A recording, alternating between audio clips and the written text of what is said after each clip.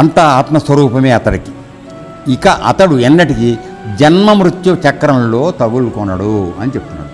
అంటే జన్మ మృత్యు చక్రంలో తగులుకోవడం అంటే ఇప్పుడు నేను నా కొరకు, నా కుటుంబము, నా ఆస్తి అని అనుకుంటూ ఇది నాకు ఫలితం ఇవ్వాలి అని మనం కర్మ చేస్తున్నంతకాలం ఆ కర్మ యొక్క ఫలితం మన బంధిస్తుంది. కావున అది మనకి రాబోయే జన్మకి పునాది అవుతుంది, ప్రాతిపదిక అవుతుంది.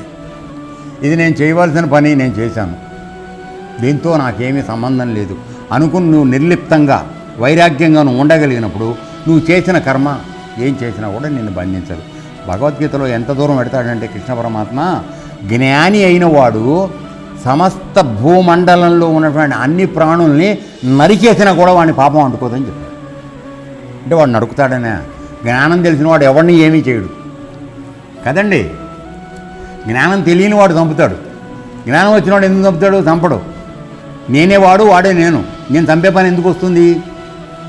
సో అంత దూరం వెళ్ళి ఆయన మనకి ఎష్యూరెన్స్ ఇస్తాడు. ఆ జ్ఞాని అయిన వాడు సమస్త భూప్రపంచంలో ఉన్న ప్రాణులన్నింటినీ వాడు ఒక్క కత్తితో నరికేసినా కూడా వాడిని పాపం అంటదని చెప్పి. అంటే జ్ఞాని అయిన వాడు అటువంటి పని చెయ్యడు, అంత నిశ్చయంగా చెప్పగలిగాడు అన్నమాట.